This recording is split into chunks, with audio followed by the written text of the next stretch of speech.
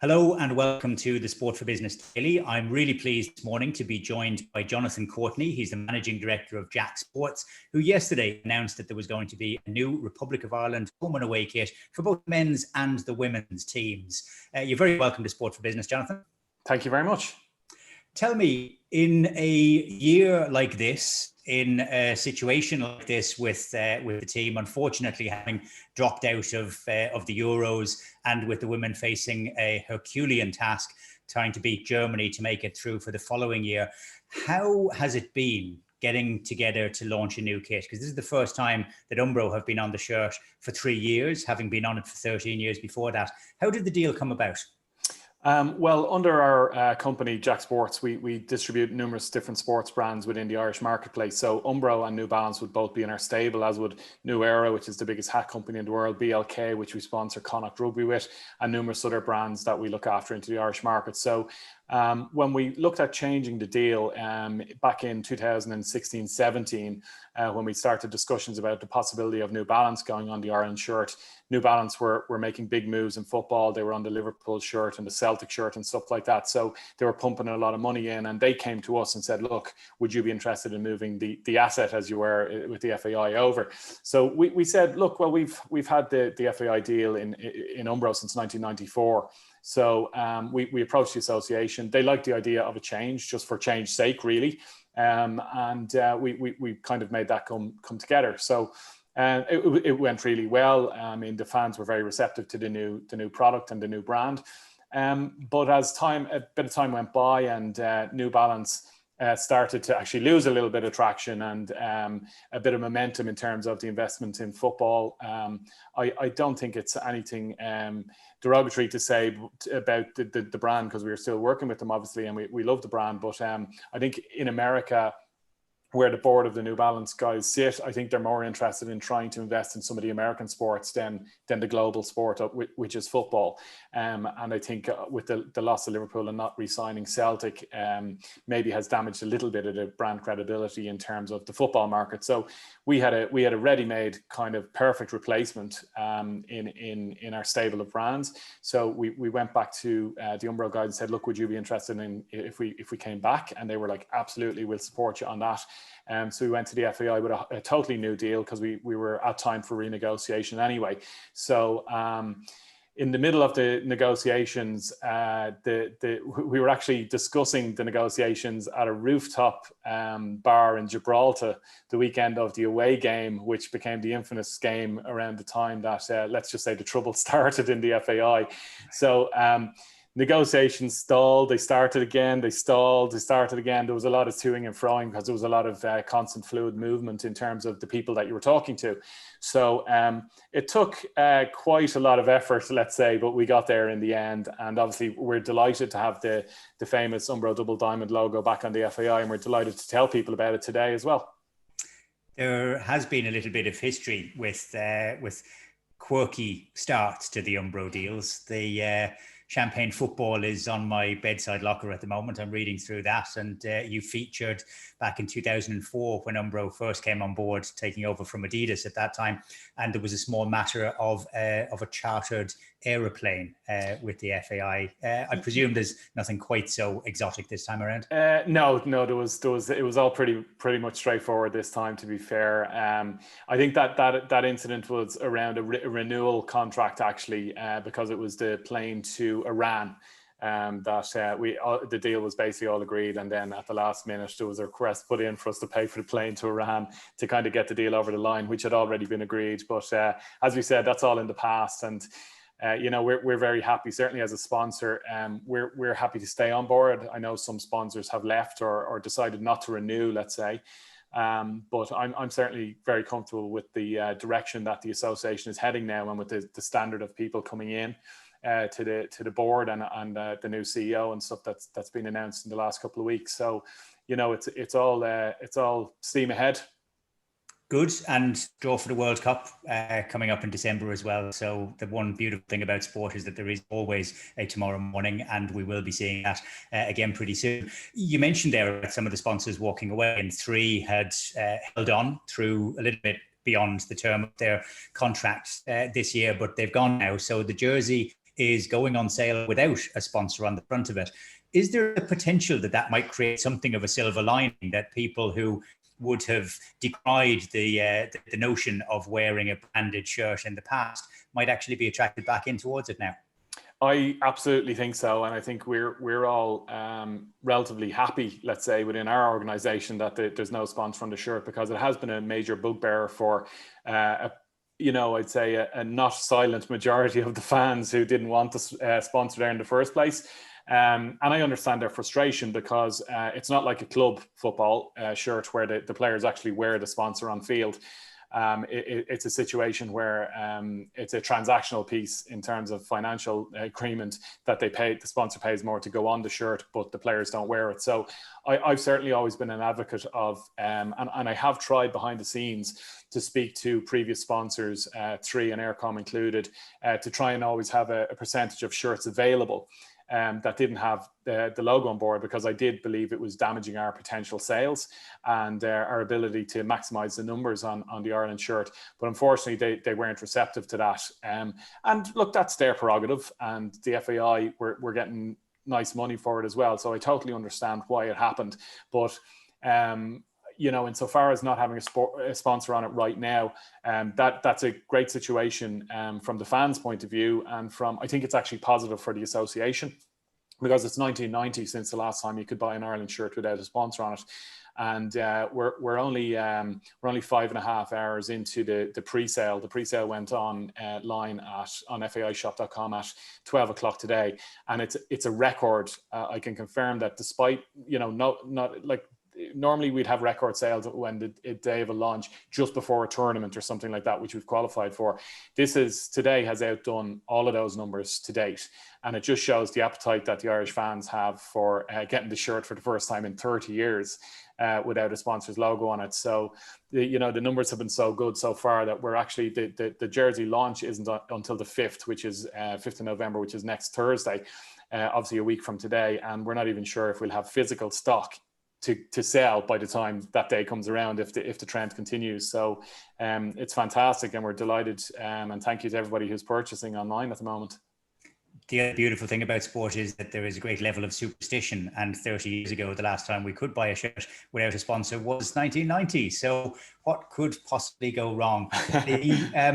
The hope and belief, though, obviously, is that there will be a new primary sponsor that comes on board. And if they were to come on board ahead of the World Cup qualification campaign, which will be kicking off in the spring, is there the potential that they would go back on the jersey, and that there would be 2 versions in distribution out there? So buy now, no sponsor; buy in January or February, potentially a sponsor. Yeah, I think I can't be sure on what's going to happen, obviously, but my thinking on it would be, obviously a new main sponsor will come in. I think the association, particularly with the changes that it's made, will be an attractive proposition. Football is still the biggest participation sport in the country. It's still the most popular game. So I think there's definitely companies out there who are more than happy to be involved as a sponsorship partner there.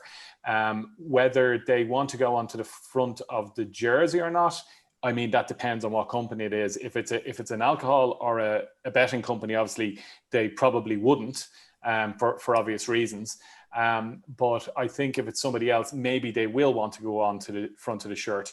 If they do, there will obviously be a lead-in time we can't just produce a load of new logos and new jerseys and have them ready the next day. So there would obviously be a lead-in time of a couple of months on that.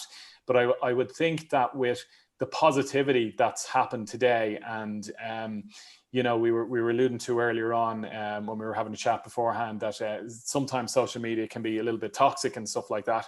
But I think that today has shown, for the vast majority of people who've interacted with our posts and with the FAI's posts, they've all been massively positive in regards to having no sponsor on the shirt. So I think any possible sponsor who's coming in may choose to consider that as maybe having some on, some without, or maybe we don't put it on the actual jersey itself and it goes more prominently onto extra logos on training gear or whatever else like that. I think there's probably a happy medium to be found, but I think it may be seen, particularly by the fans, as a significant backward step if a new sponsor comes in and jumps onto the front of the shirt.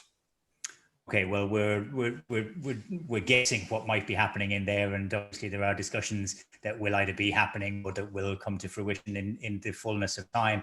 The sort of the boost for your own business in this year that there has been must be great. How has it been for you this year with sport very much on hold, and yet people still want to display their their fandom? Yeah, it's been interesting. We've had obviously today, as I said, brilliant launch with the Ireland piece. How much of it's to do with the sponsorless thing, I don't know, or else do they really just like the shirts? There's a line there, I guess, somewhere.